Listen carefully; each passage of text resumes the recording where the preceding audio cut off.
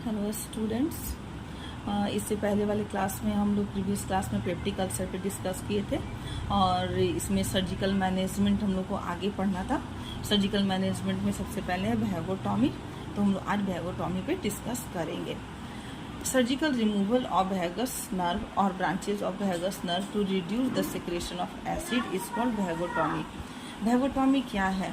तो vagus nerve और vagus nerve के ब्रांचेस को सर्जिकली रिमूव कर देना ताकि जो एसिड का सिक्रेशन हो रहा है स्टोमक में वो कम हो जाए, इसी को हम लोग वैगोटॉमी कहते हैं। ये 3 टाइप्स का होता है, वैगोटॉमी और ट्रंकल वैगोटॉमी। सेकंड है सेलेक्टिव वैगोटॉमी और तीसरा है हाईली सेलेक्टिव वैगोटॉमी। इसको हम लोग पिक्चर से समझेंगे। ट्रंकल वैगोटॉमी, सबसे पहले हम लोग ट्रंकल वैगोटॉमी में चलते हैं।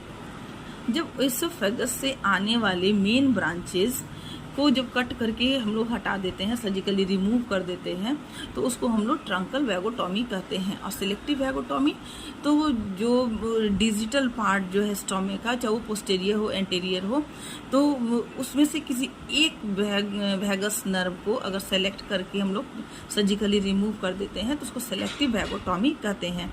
और इसी वैगस नर्व में बहुत सारे माइन्यूट ब्रांचेस होते हैं, उस ब्रांचेस को अगर सेलेक्ट करके कट कर देते हैं तो उसको हाईली सेलेक्टिव वैगोटॉमी कहते हैं। इसको हम लोग पिक्चर से समझते हैं। वैगोटॉमी को समझने के लिए पहले हम इस पिक्चर को देखेंगे। ये स्टोमक है, इसके ऊपर यहाँ पे ये इसोफेगस है, ये स्टोमक है, ये डियोडेनम है, यहाँ पे पायलोरिक स्फिंक्टर है, ये पायलोरिक एंट्रम है, ये ग्रेटर कर्वेचर हुआ, ये लेजर कर्वेचर हुआ।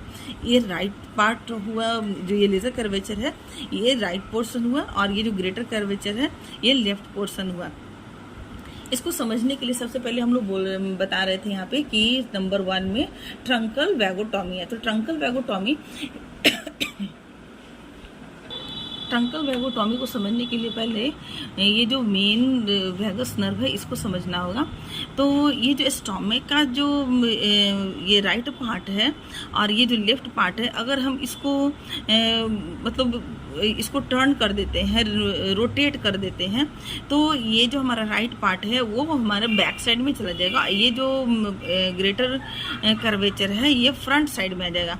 तो जब ये राइट पार्ट जब बैक साइड में जाएगा तो ये पोस्टीरियर पार्ट कहलाएगा, मतलब कि पोस्टीरियर वैगस नर्व। और ये जो अगर फ्रंट साइड में आ जाएगा तो ये एंटीरियर वैगस नर्व। ये इसलिए बता रहे हैं क्योंकि जिस तरह से यहाँ पे आपको वैगस नर्व दिख रहा है, ये same kind of vagus nerve इसके पोस्टीरियर साइड में भी होगा। ये इसका पोस्टीरियर साइड अगर आप देख रहे हैं तो इसके एंटीरियर साइड में भी होगा, ठीक है।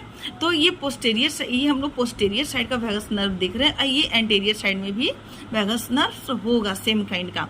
तो जब हम ये मेन पोस्टीरियर हो या एंटीरियर हो, अगर ये जो मेन जो वैगस नर्व जो स्टोमक की ओर चला रहा है, इसको अगर हम कट कर देते हैं तो ये ट्रंकल वैगोटॉमी ऑपरेशन कहलाएगा।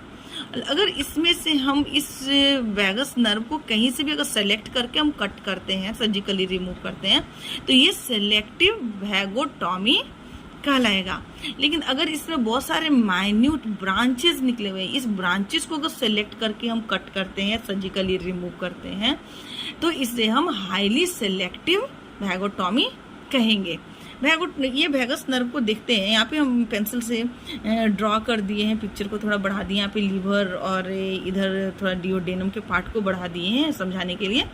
तो ये यहाँ से जो वैगस नर्व एक लीवर की ओर जा रहा है और एक लीवर में जो वैगस नर्व जा रहा है, यहीं से एक वैगस नर्व जो है पायलोरिक स्फिंक्टर के पास चला रहा है।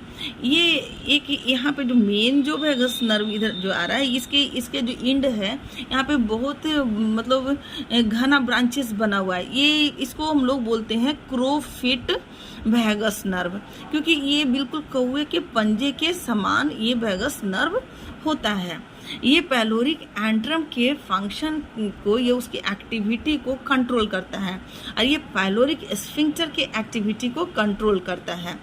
तो इसमें समझने वाली ये बात है कि जब भी हम वैगस नर्व को कट करेंगे, सर्जिकली रिमूव करेंगे, तो यहाँ पे एक चीज़ और हम लोग को प्लान करना ही होगा कि यहाँ पर से एक हम लोग को बाईपास ये सर्जरी या ड्रेन लगाना होगा। क्यों?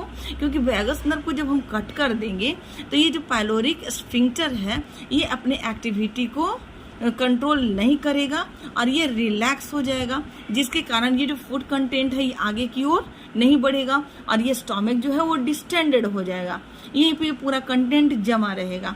तो इससे बचाने के लिए पेशेंट को जब वैगोटॉमी करेंगे तो साथ में ये भी प्लान करेंगे कि इसका एक सर्जरी जो है यहाँ से गैस्ट्रो जेजेनोस्टॉमी कर देंगे। मतलब गैस्ट्रो मीन्स स्टोमक और जेजेनो मीन्स जेजेनम, और गैस्ट्रो और जेजेनम के बीच में एक यहाँ पे रास्ता बना देंगे जिससे ये कंटेंट जो है डायरेक्ट जेजेनम में चला जाएगा।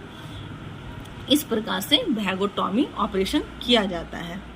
नेक्स्ट क्लास में हम लोग आगे नेक्स्ट जो हमारा टॉपिक होगा गैस्ट्रोइंटेरोस्टॉमी उसका वीडियो बनाएंगे। Thank you.